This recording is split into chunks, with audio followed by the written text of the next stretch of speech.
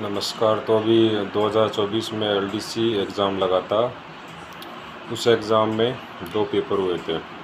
एक paper first, एक paper second. Paper first में राजस्थान जीके, मैथ और साइंस था। सेकंड पेपर में हिंदी इंग्लिश था। फर्स्ट पेपर भी 100 नंबर का, सेकंड पेपर भी 100 नंबर का। प्रत्येक पेपर जो था वो 150 क्वेश्चन था और 100 नंबर का था। इस चीज़ को समझें।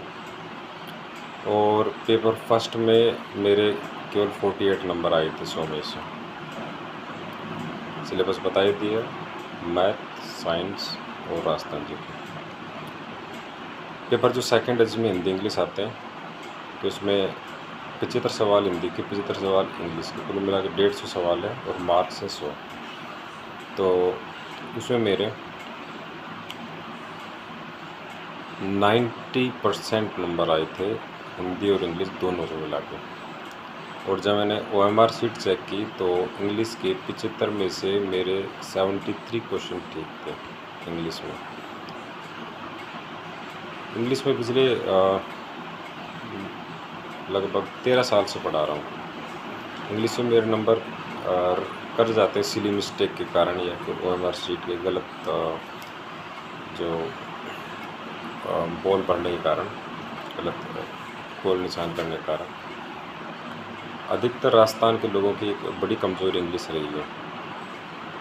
अक्सर हर भर्ती में हिंदी आती है, SI वगैरह में तो वो हिंदी के अच्छे कमांड कर लेते हैं। राजस्थान जी के तो ऑलमोस्ट सब में आती है हिंदी, इंग्लिश और हिंदी, राजस्थान जी की और मैथ, ये ऑलमोस्ट ठीक ठाक मिल जाती है।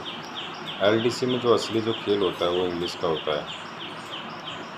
और अब 75 सवाल हैं। ये 75 सवाल वास्तव में डिफरेंस डाल देते हैं। 75 सवाल का नंबर हो गया 50 नंबर। कोई सोचे कि मैं हिंदी में, मैथ में, साइंस में, अदर सब्जेक्ट में अच्छे नंबर ले आता हूँ, इंग्लिश में आधे नंबर ले आता हूँ, पार पड़ जाएगा, ऐसा होता नहीं है। कारण क्या है कि प्रत्येक सेगमेंट में लगभग 70% जो क्वेश्चन होते हैं वो तो ईजी लेवल के होते हैं, मॉडरेट होते हैं, ठीक है। वो जो आखिरी 30% बचे हैं ना किसी भी सेगमेंट में, जो हिंदी, इंग्लिश कुछ भी हो, वो रियल में टफ होते हैं। यदि वो छोड़ने की बात आ जाती है, इंग्लिश में छोड़ दूँ, तो 100% मैं कह रहा हूँ कि दूसरे सेगमेंट में भी पूरे नंबर आप नहीं ला पाएंगे। इंग्लिश में छोड़ने के बजाय एक पॉलिसी अपनाई जा सकती है, विशेषकर इन 20 दिन के अंदर, कि आप अपने वोकेबलरी तैयार करो। क्योंकि ग्रामेटिकल रूल्स पढ़ने में तो लगता है टाइम, समझने में फिर भी एरर हो जाती है। वोकेबलरी एक निश्चित पार्ट है। पहली बार में तो याद नहीं होंगी, लेकिन बार बार प्रैक्टिस करोगे, याद करोगे, फिर रिवाइज करोगे, फिर MCQ करोगे तो दिमाग फिट हो जाएंगे। तो MCQ के ऊपर आप फोकस करो। तो यदि आप 50 में से लगभग 35 नंबर पे आ जाते हैं तो फिर आप बाजी मार जाओगे।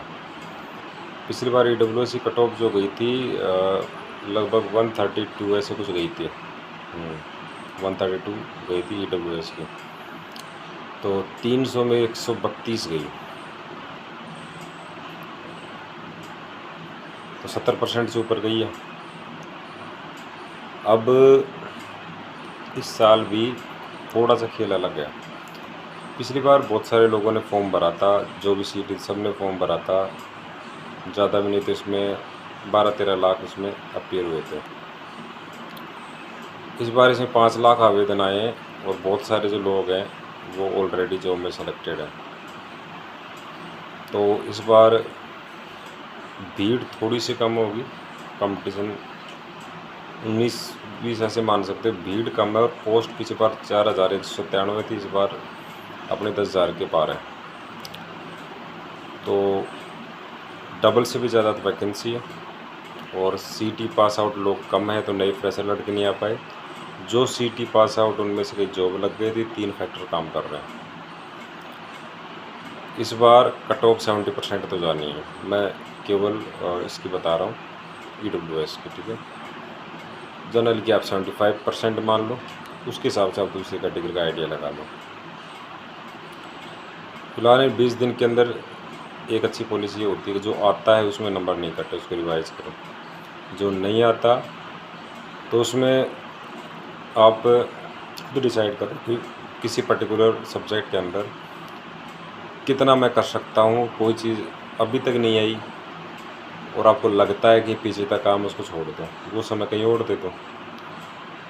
20 दिन की आखिरी जो रणनीति होती है वो कुछ नया सीखने की नहीं होती, वो सिंपली ये होता है जो आता है उसको रिटेन रहे दिमाग में, और जो चीज़ सीखी जा सकती है जो सरल है, एक दो बार पढ़ी है लेकिन उसको ढंग से नहीं समझ में आया तो उसके ऊपर दोबारा काम कर सकते हो।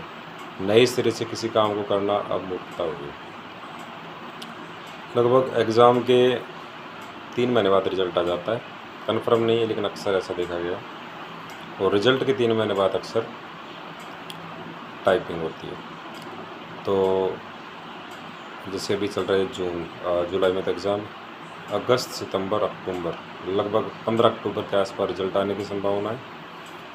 नवंबर, दिसंबर, जनवरी, फरवरी के फर्स्ट वीक में इस हिसाब से आ जाएगा।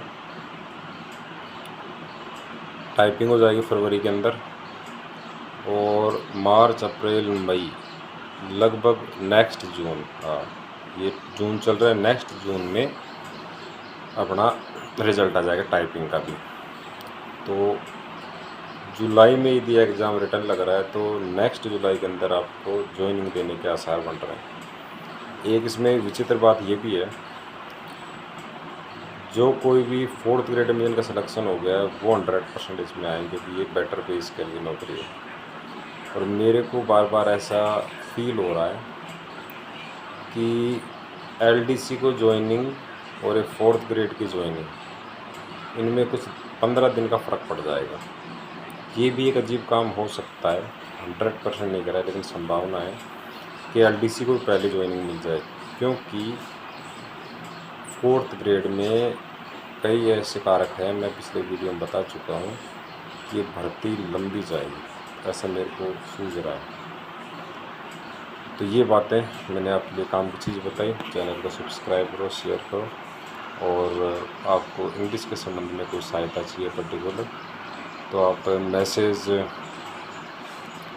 लिख दो, मैं आपको व्यक्तिगत मोबाइल नंबर आपको मैसेज में दे दूँगा।